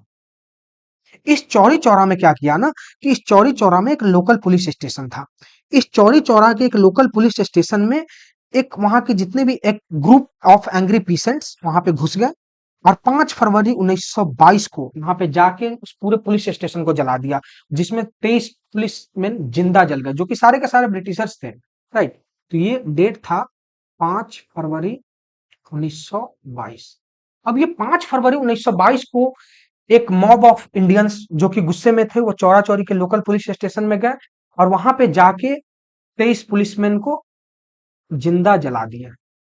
अब ये बात तब तक बहुत अच्छा चल रहा था, लेकिन ये चीज this should not have happened. Gandhi ji हमेशा से मानते थे कि हम लोग नॉन वायलेंट यानी अहिंसात्मक तरीके से इंडिपेंडेंस को अचीव करेंगे, लेकिन जब ये हो गया, और तब तक शायद ये नहीं हुआ होता तो ये एक ब्रिटिश पे उनको शायद मौका नहीं मिलता कुछ करने के लिए, तो वो एक सही डायरेक्शन में जा रहा था। बट जब ये हो गया तो गांधी जी को लगा कि मेरी बात की तो कोई वैल्यू ही नहीं है, तो why should I lead any movement. तो इन्होंने जस्ट उसके कुछ ही दिन बाद, आप समझो एक सप्ताह बाद, 12 फरवरी 1922 को 12 फरवरी 1922 को नॉन कॉपरेशन मूवमेंट को कॉल ऑफ कर लिया, right. So non cooperation movement जो 1920 में कलकत्ता सेशन में इंट्रोड्यूस हुआ था, जिसमें गांधी जी ने स्वराज को पहली बार डिफाइन किया था कि हमारा एम है स्वराज, सेल्फ रूल अटेन करना, ठीक है। उसमें ये तमाम तरीके का surrender, refusal, boycott of foreign clothes, ये सब जो कर रहे थे, ये सब बहुत अच्छे से चल रहा था। और जब प्रिंस ऑफ वेल्स हैं उन्हें भी बॉयकॉट कर दिया, ये सब जब बहुत अच्छे से चल रहा था, उसी दरमियान 5 फरवरी 1922 को उत्तर प्रदेश के गोरखपुर जिले में चौरा चौरी नामक एक पुलिस स्टेशन में एक, वहां पे 23 पुलिसमैन को, जो कि ब्रिटिशर्स थे, उनको जिंदा जला दिया गया। Gandhi ji felt bad and he called off the national cooperation movement on 12 February 1922। ये 5 फरवरी 1922 डेट, 12 फरवरी 1922 बहुत इंपॉर्टेंट है एग्जामिनेशन पॉइंट ऑफ व्यू से, right. I hope it is clear. Now the next one is Swaraj party. अब ये Swaraj party again important हो जाता है क्योंकि इसका फॉर्मेशन हुआ क्यों था। आप यूं समझो कि स्वराज पार्टी एक इंडियन नेशनल कांग्रेस का ही ऑफशूट था, इंडियन नेशनल कांग्रेस का ही ऑफशूट था। अब स्वराज पार्टी का जब मैं फॉर्मेशन बताऊंगा तो आप समझोगे कि कितनी डाइवर्सिफिकेशन थे उस टाइम पॉलिटिकल आइडियोलॉजी में। मतलब आज के डेट में अगर आप एक्स वाई जेड किसी भी पॉलिटिकल पार्टी का नाम आप दिमाग में सोच लो, कैन यू इमेजिन कि उसमें से एक या दो बंदे निकलकर उसी पार्टी का नाम रख के और कहे कि we are the offshoot of that particular party but we do not align with their ideology. मतलब कि मान लो फॉर उदाहरण के तौर पे क्या ये पॉसिबल है कि आज इंडियन नेशनल कांग्रेस आज के डेट में 2026 में इंडियन नेशनल कांग्रेस में से कोई दो तीन व्यक्ति निकल के बोले कि हमारा आइडियोलॉजी इंडियन नेशनल कांग्रेस के साथ ही मिलता है बट द कंटेम्पररी सिचुएशन की वजह से we do not align, so we are still the offshoot of them, but हमारा जो पार्टी है वो अलग है, हमारा सिंबल अलग है, हम इलेक्शन लड़ेंगे बट हम लोग है कांग्रेस ही। Is it possible now? नहीं। उस समय जो डाइवर्सिफिकेशन था तो यही था कि स्वराज पार्टी का फॉर्मेशन जब हो गया तो उन लोगों ने कहा कि भले ही हमारी पार्टी अलग होगी but we are still the offshoot of Indian national Congress. मतलब हम लोग अभी भी इंडियन नेशनल कांग्रेस के ही बच्चे हैं। अब हुआ क्यों था कि आपको पता है कि 1922 में गया का सेशन हुआ था, वहां तमाम तरीके का जो डिस्प्यूट हो गया, तब जाके तो वो एक दूसरा टॉपिक है। जब आप 1922 का कांग्रेस सेशन पढ़ोगे तो वहां क्या डिस्प्यूट हुआ था वो देखेंगे। बट जब स्वराज पार्टी का डिस्कशन करेंगे तो उसमें हुआ क्यों था, ये हुआ क्यों था, तो इसमें सबसे पहला चीज क्या है कि जब जैसा कि मैंने आपको बताया कि गांधी जी ने गुस्से में आके 12 फरवरी 1922 को नेशनल कॉपरेशन मूवमेंट को कॉल ऑफ कर लिया, उस एजिटेशन को कॉल ऑफ कर लिया। क्या हुआ, कॉल ऑफ कर लिया तो सब लोग तो उसको वेलकम नहीं करेगा, कुछ लोग तो उसका क्रिटिसिज्म भी करेंगे, कुछ लोग तो उसका क्रिटिसिज्म भी करेंगे। किस चीज का? गांधी जी के डिसीजन का, कि आपने क्यों कॉल ऑफ कर लिया, ये डिसीजन सही नहीं है। कुछ लोग क्रिटिसिज्म भी करेंगे। तो गांधी जी के इस डिसीजन का क्रिटिसिज्म हुआ, गांधी जी के इस डिसीजन का क्रिटिसिज्म हुआ। और इनको क्रिटिसाइज करने वाले व्यक्ति कौन थे? सबसे पहले थे मोतीलाल नेहरू। मोतीलाल नेहरू पहले व्यक्ति थे जिन्होंने उन्हें क्रिटिसाइज किया था। उसके बाद कौन थे वो व्यक्ति? तो आपको सी आर दास, जो इसे कहते हैं चितरंजन दास, वेरी इंपॉर्टेंट नेम। उनके बाद एक और व्यक्ति कौन थे? एनसी केलकर, साउथ इंडिया के the most prominent freedom fighter NC Kelkar. ठीक है। अब ये मोतीलाल नेहरू, सी आर दास, एनसी केलकर जो थे, ये लोग ने खुल मतलब ओपनली खुले मन से गांधी जी के इस डिसीजन का कि भैया आपने जो 12 फरवरी 1922 को जो नेशनल कॉपरेशन मूवमेंट को कॉल ऑफ किया है, डिस्पाइट की चौरी चौरा इंसिडेंट हुआ उसके बावजूद भी, we condemn that, you should not have done. तो इन्होंने क्या किया कि अपना ये जताया, अपना विरोध जताया, और उस विरोध के वजह से ही उन्होंने अपने पार्टी लाइन से इन्होंने अपने आप को दूर रख के बोला कि we do not align with their ideology. और क्या किया इन्होंने? एक डेट आपको ध्यान में रखना पड़ेगा, 1 जनवरी 1923। सो 1 जनवरी 1923 को इन्होंने स्वराज पार्टी का गठन किया, इन तीनों ने मिलकर। लेकिन इसका नाम स्वराज पार्टी नहीं रखे, यही इंपॉर्टेंट चीज है। इसका नाम स्वराज पार्टी नहीं रखे, इसका नाम रखे कांग्रेस खिलाफत स्वराज पार्टी। इसका नाम रखे कांग्रेस खिलाफत, कांग्रेस खिलाफत स्वराज पार्टी। तो 1 जनवरी 1923 को जो पार्टी फॉर्मेशन किया गया उसका नाम था कांग्रेस खिलाफत स्वराज पार्टी, जो कि Motilal Nehru, C R Das and NC Kelkar ने मिलकर इन लोगों ने बनाया। अब इन ये लोग के बनाने, अब देखो कोई भी पार्टी बनता है तो उसका कुछ ना कुछ पर्पस होता है, बिना पर्पस के वो लोग पॉलिटिक्स में नहीं आएंगे, कोई ना कोई पर्पस होता है क्यों आखिर वो पार्टी लाइन से अपने आप को अलाइंड नहीं पाए, कुछ ना कुछ रीजन तो होगा। तो one of the main reason ये था कि ये चाहते थे कि हम लोग लेजिस्लेटिव में भी इंटर करें, मतलब they wanted to enter legislative council, to, मैं यहाँ पे लिख दे रहा हूं, टू इंटर लेजिस्लेटिव काउंसिल। अब आपको समझ में आना चाहिए कि लेजिस्लेटिव बॉडी मतलब क्या होता है, लॉ मेकिंग। तो अगर स्वराज पार्टी जो बाद में चल के कांग्रेस खिलाफत स्वराज पार्टी जो बाद में चल के स्वराज पार्टी बनी, उनका एम था कि हम लोग लेजिस्लेटिव काउंसिल में इंटर करना चाहते हैं। मतलब कि जब हमें लग रहा है हम पे अन्याय हो रहा है, हमारे नियम कानून सब कुछ हमारे विरुद्ध है, तो why don't we enter that body and make law for ourself. उनका ये पर्पस था कि हम लोग को इलेक्शन कॉन्टेस्ट करना चाहिए और हम लोग को जीतना चाहिए। अगर हमें इतनी यूनिटी है तो we will win, and after we win we shall make the law for the benefit of our people. इसलिए वो चाहते थे कि हम लोग लेजिस्लेटिव काउंसिल में इंटर करें। तो इनका पूरा मकसद ये था। और हुआ क्या, और जब जो इनका पर्पस था उसी पर्पस की वजह से ये लोग गए। तो 1923 में इलेक्शन होना था, 1923 में इलेक्शन होना था। और मजे की बात यह है कि उस इलेक्शन का जब आउटकम आया, उस इलेक्शन का आउटकम आया 145 सीट पे चुनाव हुआ, और उसमें से 45 by 145 was won by Swaraj party, which was something huge.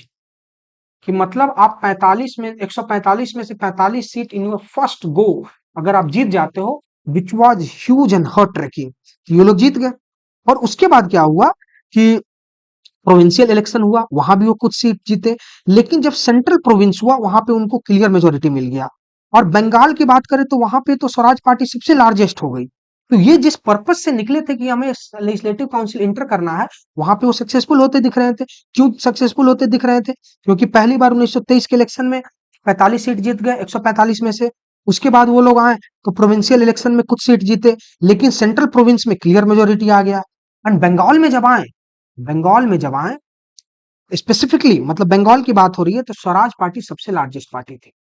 जब बंगाल में आई तो स्वराज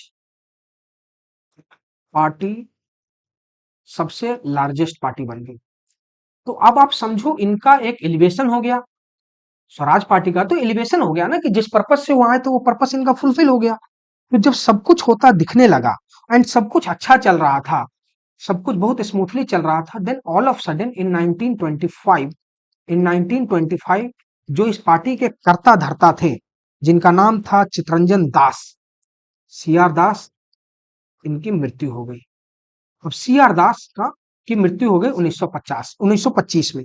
लेकिन सी आर दास की जैसे ही मृत्यु हुई उसके बाद ये पार्टी ड्रिफ्ट ऑफ कर गई। क्यों ड्रिफ्ट ऑफ कर गई? क्योंकि इनका जो पॉलिसी था ये सब अलाइन नहीं करता था। उसके बाद पार्टी लिटरली आप समझो कि 1926 में ये स्वराज पार्टी जो है टूट गई। स्वराज पार्टी का अंत हो गया 1926। Swaraj party broke, just a minute, Swaraj party broke. तो स्वराज पार्टी क्या हुआ, 1926 में स्वराज पार्टी टूट गई। क्यों टूट गई? क्योंकि जो कर्ता धर्ता थे, जो बेसिक जो प्रोमिनेंट लीडर थे, उनकी मृत्यु हो गई। एंड देन उनके बीच में एक डिसेंट आ गया, उनके बीच में ही आइडियोलॉजी अलाइन नहीं कर रहा था, तो पार्टी टूट गई। एंड देन अगेन जो बचे मेंबर थे स्वराज पार्टी के, they went back to Indian national, they went back to Indian national Congress, right. So बाद में चल के 1926 के बाद से जब पार्टी टूट गई, तो ऑफिशियली फिर वो जाके भारतीय फ्रीडम स्ट्रगल में वो कंधा लगा दिए as a unit of Indian national Congress, क्योंकि Swaraj party C R Das की मृत्यु के बाद टूट गई। I hope it is clear. I hope it is clear. Now the next one is Simon Commission. Next one is Simon Commission. Simon commission की बात करें तो आपको सबसे पहले एक एक्ट दिमाग में आना चाहिए। साइमन कमीशन की जब भी बात होगी कि साइमन कमीशन भारत में क्यों आया था, तो एक आपको याद हो 1919 में मॉन्टेक चेम्सफोर्ड रिफॉर्म आया था। मॉन्टेक चेम्सफोर्ड रिफॉर्म, मॉन्टफोर्ड, इसको शॉर्ट में मॉन्टफोर्ड रिफॉर्म भी बोलते हैं, जो कि मॉन्टेक चेम्सफोर्ड रिफॉर्म ऑफ 1919। अब ये मॉन्टेक चेम्सफोर्ड रिफॉर्म क्या है, तो आपको पता होना चाहिए कि मॉन्टेक जो थे एसओएस थे, और चेम्सफोर्ड जो थे उस टाइम के वायसराय थे। तो मॉन्टफोर्ड रिफॉर्म ऑफ 1919 इससे रिलेशन है।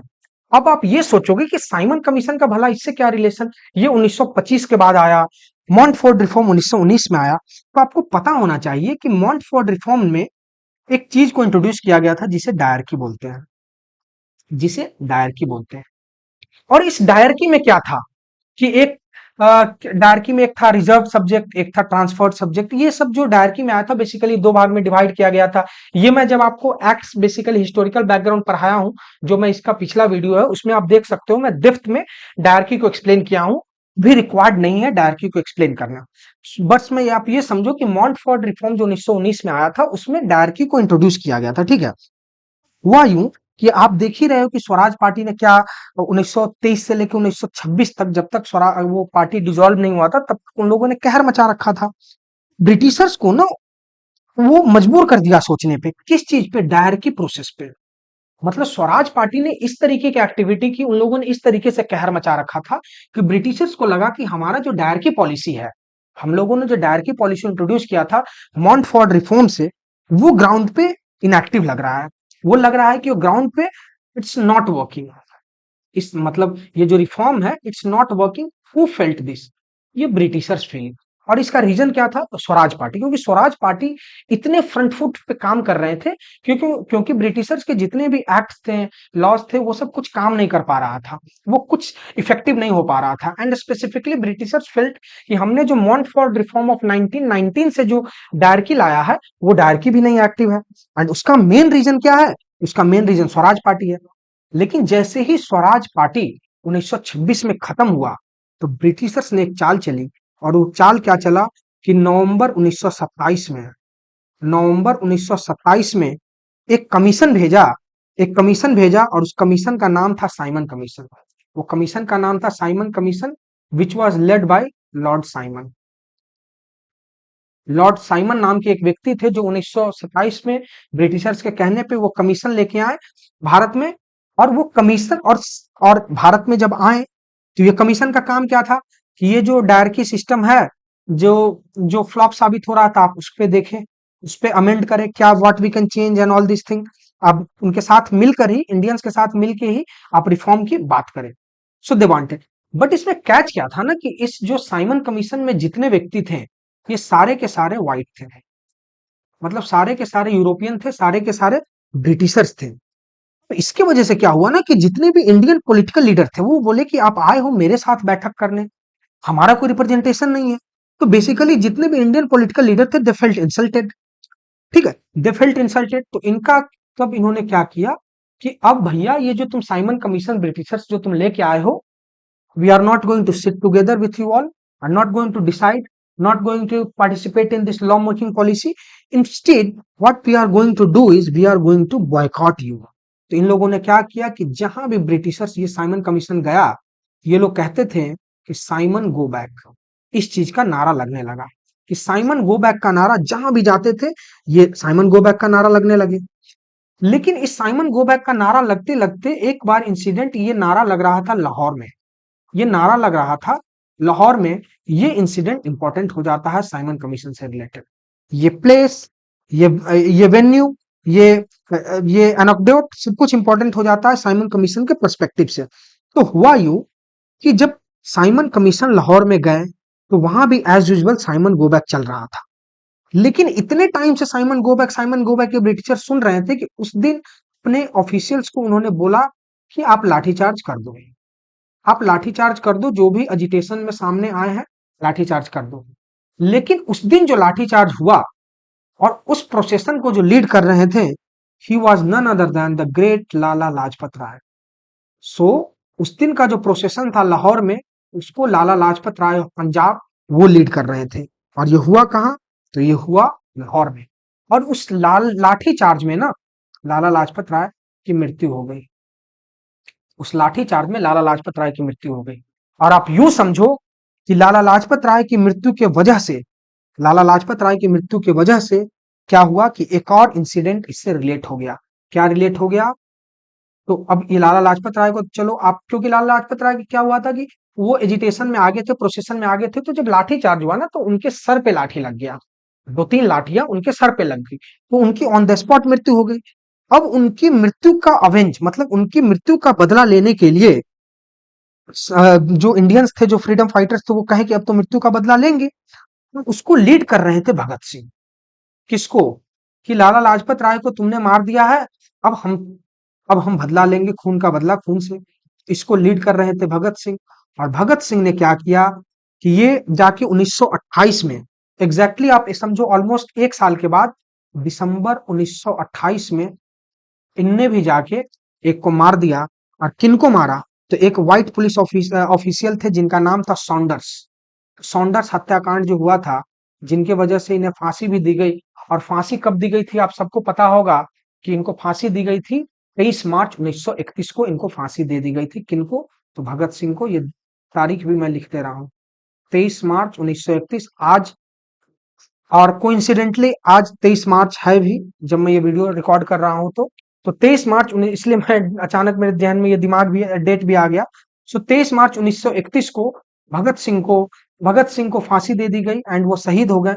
लेकिन उनको फांसी इसलिए दिया गया क्योंकि वो लाला लाजपत राय के लाठीचार्ज, जो लाला लाजपत राय को जिस लाठीचार्ज से मृत्यु हो गई थी, उस लाठीचार्ज का बदला लेने के लिए सॉन्डर्स नाम के एक व्हाइट ब्रिटिश पुलिस ऑफिशियल को उन्होंने उनने भी गोली मारकर उनकी हत्या कर दी थी। तो ये सॉन्डर्स को मारने के हत्याकांड में 23 मार्च 1931 को भगत सिंह को भी फांसी की सजा सुनाई गई थी। आई होप इट इज क्लियर। तो साइमन कमीशन में बेसिकली यही था, क्योंकि ये चाहते थे कि डायरकी का जो प्रोसेस है, आप जाइए इंडियन ऑफिशियल के साथ रिव्यू करिए। बट जब वो आए तो Indian politicians felt insulted because उनका कोई रिप्रेजेंटेशन ही नहीं था, सारे के सारे व्हाइट यूरोपियंस थे। तो इसलिए जहां भी जाए व्हाइट साइमन गो बैक का नारा लगाते थे। यही नारा लगाने के क्रम में जब ये नारेबाजी लाहौर पहुंची तो वहां पे लाठीचार्ज का ऑर्डर दे दिया गया एंड अनफॉर्चुनेटली लाला लाजपत राय को वो लाठी लग गई and he died on the spot. उसके उनके मरने का बदला लेने के लिए भगत सिंह क्या किए कि गए एंड वो भी ढूंढ रहे थे कि मैं भी किसी को मारूं। तो वो उनको एक व्हाइट ब्रिटिश पुलिस ऑफिशियल दिख गया जो कि सॉन्डर्स थे। सॉन्डर्स को मारा, तो उस वजह से इन्हें 2 साल के बाद फांसी की सजा सुना गई। वो मात्र 23 या 24 साल के थे तब उन्हें फांसी की सजा सुना दी गई थी। Right. So I hope it is clear. Now the next one is Lahore session. अब ये लाहौर सेशन आप सबने कहीं ना कहीं जरूर पढ़ा होगा, इसका एक रेलेवेंस है इंडियन हिस्ट्री में, बहुत अच्छा रेलेवेंस है। तो लाहौर सेशन का है कि सबसे पहले आपको पता होगा कि इंडियन नेशनल कांग्रेस एक एनुअल सेशन करती थी और एनुअल सेशन हमेशा दिसंबर के लास्ट वीक में होता था। एनुअल सेशन हमेशा कब होता था? दिसंबर के लास्ट वीक में होता था। तो आप ये लिख लो कि लाहौर सेशन जो है दिसंबर 1929 की बात हो रही है। ठीक है। अब हुआ क्या था कि इस लाहौर सेशन की सबसे इंपॉर्टेंट बात यह है कि ये एक इंडियन नेशनल कांग्रेस का सेशन था, कि ये एक इंडियन नेशनल कांग्रेस का सेशन था जो कि लाहौर में हुआ था। ठीक है। तो ऑब्वियस सा बात है कि जब भी कोई इंडियन नेशनल कांग्रेस का सेशन होगा तो उसे कोई ना कोई किसी न किसी के प्रेसिडेंटशिप में होगा। तो इसको किनके प्रेसिडेंटशिप में हुआ? तो इनको जवाहरलाल नेहरू इनकी अध्यक्षता कर रहे थे। किसकी अध्यक्षता? तो जो लाहौर सेशन था इंडियन नेशनल कांग्रेस का जो दिसंबर 1929 में हुआ, उसकी अध्यक्षता जवाहरलाल नेहरू कर रहे थे। लेकिन आखिर मैं जब गांधीयन इरा बता रहा हूं तो इसे क्यों बता रहा हूं, यह समझना इंपॉर्टेंट होगा। राइट। कि आखिर लाहौर सेशन का इतना क्या इंपॉर्टेंस है कि मुझे बताना पड़ रहा है। तो आप यूं समझो कि इंडियन नेशनल कांग्रेस ने पहली बार कंप्लीट इंडिपेंडेंस, जिसे पूर्ण स्वराज बोलते हैं, पूर्ण स्वराज पूर्ण स्वराज जिसे कंप्लीट इंडिपेंडेंस बोलते हैं, उससे मतलब पूर्ण स्वराज का जो रेजोल्यूशन था उसे इस सेशन में पास कर दिया गया। पूर्ण स्वराज का रेजोल्यूशन जो है इस सेशन में पास कर दिया गया और कहा गया कि वी वांट कंप्लीट इंडिपेंडेंस। इस बात की रेजोल्यूशन ली गई। और किस में रेजोल्यूशन ली गई? तो ली गई आपको इस बात का रेजोल्यूशन आपको कब लिया गया? तो लिया गया आपको लाहौर सेशन में। राइट। अब आपको यहाँ पे इस सेशन में इंपॉर्टेंट एक डेट हो जाता है, एक डेट इंपॉर्टेंट हो जाता है। यहां तक कुछ नहीं है, समझना ये है कि ठीक है ये इंपॉर्टेंट हो गया। इसके अलावा क्या इंपॉर्टेंट है? तो इसके अलावा एक डेट इंपॉर्टेंट है, 31 दिसंबर 1929। 31 दिसंबर 1929। अब ये डेट है क्या? आप सबको पता है कि हमारा तिरंगा जो है अभी है जो भी है, उसमें अशोक चक्र है, 3 कलर है, ये सब कुछ आपको पता है। लेकिन 31 दिसंबर 1929 को रावी नदी के तट पे, on the bank of Ravi river, on the bank of Ravi river, आपको पता होगा अगर आप ज्योग्राफी में देखे हो तो रावी कहाँ है, और लोकेशन आपको लाहौर दिख रहा है तो आप समझ जाएंगे कि ये रावी कहाँ है। तो रावी नदी के किनारे हमारा जो तिरंगा है, ट्राई कलर फ्लैग इसको अनफॉल्ड किया गया। ट्राई कलर फ्लैग जो है उसे अनफॉल्ड किया गया। उसे अनफॉल्ड किया गया। एक मिनट, अनफॉल्ड। सो 31 दिसंबर 1929 को रावी नदी के तट पे हमारा जो तिरंगा है उसे अनफॉल्ड किया गया जवाहरलाल नेहरू के द्वारा। और कहा गया कि उसी दिन एक डेट जो है 26 जनवरी फिक्स किया गया और कहा गया कि इसी 26 जनवरी से हम लोग इंडिपेंडेंस डे मनाएंगे। 26 जनवरी को हम लोग इंडिपेंडेंस डे मनाएंगे। हालांकि अभी के करंट परिप्रेक्ष्य में 26 ऑफ जैन जो हम लोग मनाते हैं वो रिपब्लिक डे होता है, 15 ऑफ अगस्त जो होता है वो इंडिपेंडेंस डे होता है। वो एक दूसरा चीज है कि ऐसा क्यों स्वैप हुआ, बट उस वक्त की जो बात हो रही थी कि जो 31 दिसंबर 1929 को रावी नदी के तट पे जब ट्राई कलर जवाहरलाल नेहरू ने अनफॉल किया, तो उस दिन डिसाइड किया कि 26 जनवरी को हम लोग इंडिपेंडेंस डे अब हर साल मनाएंगे। एंड हम लोग और मनाने का ये रहेगा कि जब हम लोग हर साल 26 जनवरी को इंडिपेंडेंस डे मना रहे होंगे, तो we will basically plead the people कि आप ब्रिटिशर्स के अगेंस्ट उठिए एंड कहिए कि we want complete independence, we want Purna Swaraj, we want to attain Purna Swaraj. ठीक है, तो basically Lahore session is nothing but it is all about complete independence. It is about complete independence की अब हमको ये नहीं चाहिए कि क्योंकि डोमिनियन स्टेटस की बात हो रही थी, इंडिपेंडेंस। देखिए आप एक चीज समझना होगा कि यहाँ क्यों बार बार पूर्ण स्वराज की बात की जा रही है, तो क्योंकि पहले था ना कि ब्रिटिशर्स एक ऑप्शन दिए थे कि आप डोमिनियन स्टेटस का, डोमिनियन स्टेट का जो है दर्जा वो ले लो। तो डोमिनियन स्टेट कुछ नहीं था कि आप ही रूल करोगे, संविधान आप ही का रहेगा, बट ओवरलुक हम लोग करेंगे, हम लोग गार्डियनशिप हमारे अंदर होगा। तो डोमिनियन स्टेटस था, बट इस चीज को ठुकराया गया एंड कहा गया कि नहीं, हम लोग पूर्ण स्वराज चाहते हैं, complete self rule, complete independence. ठीक है, तो कंप्लीट इंडिपेंडेंस का जो रिजोल्यूशन इसलिए पास किया गया ताकि वो लोग सिंबॉलिकली कह सके कि we don't want dominion status, क्योंकि at one point of time Indians convinced थे कि चलो कुछ नहीं से खुद सही तो डोमिनियन स्टेटस हम लोग ले लेंगे। राइट, सो कंप्लीट इंडिपेंडेंस, पूर्ण स्वराज लाहौर सेशन में हुआ, ये इसका कीवर्ड है, ये आप ध्यान रखेंगे। आज का हमारा लास्ट है दांडी मार्च। ठीक है, अब इस दांडी मार्च को एक और नाम से जानते हैं जिसे हम लोग कहते हैं साल्ट सत्याग्रह, जिसे हम लोग कहते हैं साल्ट सत्याग्रह। साल्ट सत्याग्रह दांडी मार्च का दूसरा नाम है। ठीक है, अभी हुआ कब था, तो अगर ईयर की बात करें तो ये आप लिख लो 1930। अब इसके स्पेसिफिकेशन में भी आएंगे, डेट में भी आएंगे, सब कुछ आएंगे। अब हुआ क्या था कि जब बात हो गई 1929 के लाहौर सेशन में कि हम लोगों को कंप्लीट इंडिपेंडेंस चाहिए, जब ये बात हो गई है कि अब कंप्लीट इंडिपेंडेंस चाहिए, तो गांधी जी ने बोला कि चलो लेट्स फाइट फुल फ्लेज, और इन्होंने अपना second civil disobedience movement launch कर दिया। Second civil disobedience movement launch कर दिया। पहला क्या है आपको याद होना चाहिए, पहला civil disobedience movement Gandhi ji का है चंपारण सत्याग्रह। ठीक है, तो सेकेंड सिविल डिसोबीडियंस मूवमेंट जब इन्होंने लॉन्च किया, मतलब सविनय अवज्ञा आंदोलन से हिंदी में कहते हैं, तो ये लॉन्च किया इन्होंने 1930 में। गांधी जी इस लॉन्च करने के टाइम गांधी जी क्या किए कि अपने साथ 78 लोग, 78 फॉलोवर्स, ये सब जो भी मैं आपको फैक्ट्स एंड फिगर लिख रहा हूं, ये कहीं ना कहीं जब भी आपको हाइब्रिड एमसीक्यू पूछेगा, जब भी आपको multiple statements type, assertion reason, hybrid MCQ type पूछेगा, ये सब जो भी मैं आपको फैक्ट्स एंड फिगर बता रहा हूं, ये सब आपको स्टेटमेंट्स में दिखने को मिलेंगे। तो गांधी जी क्या किए कि अपने 78 फॉलोवर्स के साथ, मैं यहाँ पे एक डेट लिख रहा हूँ, वो डेट आपको ध्यान रखना पड़ेगा, अपने 78 फॉलोवर्स के साथ 12 अप्रैल, सॉरी 12 मार्च, नॉट 12 अप्रैल, एक मिनट, सो 12 मार्च 1930 को गांधी जी अपने 78 फॉलोवर्स के साथ कहां से निकले, साबरमती से, अपने आश्रम साबरमती से निकले। कहां के लिए, दांडी के लिए। तभी इसे दांडी मार्च बोलता है कि मतलब दांडी की तरफ चलिए। और दांडी की तरफ क्यों जा रहे थे, एक चीज इंपॉर्टेंट ये समझना होता है कि दांडी की तरफ क्यों जा रहे थे। दांडी की तरफ इसलिए जा रहे थे क्योंकि ब्रिटिशर्स हर कमोडिटी पे टैक्स लगा रहे थे। ये लोग साल्ट तक पे टैक्स लगा दिए। तो गांधी का कहना था कि साल्ट तो भाई हम लोग उपजाता, साल्ट तो हम लोग उपजाते हैं, तुम साल्ट पे भी टैक्स लगा दोगे। तो गांधी जी ने एक सिंबॉलिक जर्नी शुरू किया अपने 18 फॉलोवर के साथ 12 मार्च 1930 को साबरमती से दांडी के तट पे ये निकल गए। ठीक है, और इसको ब्रिटिशर्स अक्सर कई बार अमेरिकन हिस्टोरियंस लिखते हैं, तो वो अपने हिस्ट्री में ऐसा लिखते हैं कि जब आप दांडी मार्च देखोगे, ऐसा ब्रिटिश हिस्टोरियंस कहते हैं कि जब आप दांडी मार्च देखोगे तो ऐसा लगता था कि गांधी जी के साथ एक उजला समंदर उनके पीछे चल रहा है।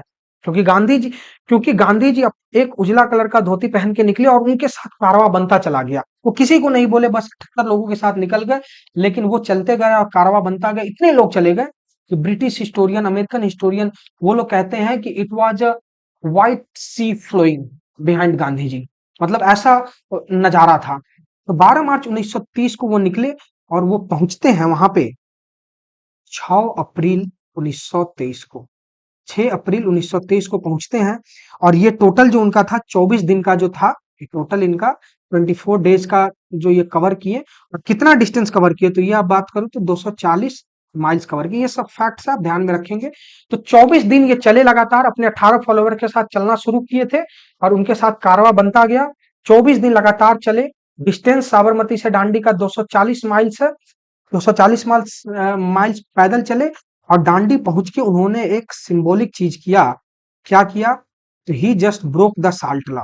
ये कहा जाता है कि ब्रोक द साल्ट लॉ मतलब कि वहां गए और नमक उठा के चखे और कहें कि आज के बाद से किसी को इस पे टैक्स देने की जरूरत नहीं है, ये इस पे हम लोग उपजाते हैं और we have the rights to decide whether it will be free और इसका क्या रेट होगा। Nobody can tax us on the salt. ठीक है, तो गांधी जी दांडी में जाके ब्रोक साल्ट लॉ, ब्रोक, एक मिनट, साल्ट लॉ। लेकिन आपको लगता है कि गांधी जी ने इतना बड़ा सिंबॉलिक मूव कर दिया हो एंड ये अननोटिस्ड गया होगा, उस पर ब्रिटिश का कुछ ना कुछ रिस्पॉन्स आया होगा? तो एग्जैक्टली एक महीने बाद 5 मई 1923, ये डेट अगेन इंपॉर्टेंट है क्योंकि ये एक फॉलो ऑन है दांडी मार्च का। दांडी मार्च का फॉलो ऑन डेट है कि 12 मार्च 1923 को साबरमती से निकले, 6 अप्रैल 1923 को दांडी में पहुंच के साल्ट लॉ ब्रेक किए। उसके बाद क्या हुआ? कुछ तो हुआ होगा। 5 मई 1923 को Gandhi ji was arrested. Gandhi ji was arrested by the britishers. कब? तो गांधी जी को 5 मई 1930 को गांधी जी अरेस्टेड। और इन्हें किस जुर्म में अरेस्ट कर लिया गया? तो कहा गया कि you have violated the law, मतलब आपने कानून का उल्लंघन किया है जिस वजह से आपको अरेस्ट किया जाता है। और इसका रेपरकशन ये हुआ कि गांधी जी जहां भी गए, मतलब गांधी जी को अरेस्ट तो आप कर लिए, लेकिन तब तक लोग जागृत हो चुके थे क्योंकि ये सेकंड सिविल डिसोबीडियंस मूवमेंट था। इससे पहले नॉन कॉपरेशन हो चुका है, खिलाफत हो चुका है, राइट? तो आप चौरी चौरा देख चुके हैं, कांग्रेस का स्प्लिट देख चुके हैं, आप सब कुछ देख चुके हैं, तो लोग जागरूक हो चुके हैं, हिंदू मुस्लिम का यूनिटी तक आप देख चुके हैं। तब क्या हुआ कि लोग सड़क पे उतर गए, सड़कों पे लोग उतर गए। उसके बाद मास मास अरेस्ट होने लगा, लाठी चार्ज होने लगा। और ब्रिटिशर्स भी तो रेपरकशन में कुछ ना कुछ करेगी, रिटेलिएशन में, तो वो लोग फायरिंग करने लगे। और उसका नतीजा ये हुआ कि अराउंड 1 लाख, इस नंबर को आप ध्यान में रखिएगा, अराउंड 1 लाख लोग जेल में गए। किस लिए? क्योंकि गांधी जी को अरेस्ट कर लिया गया।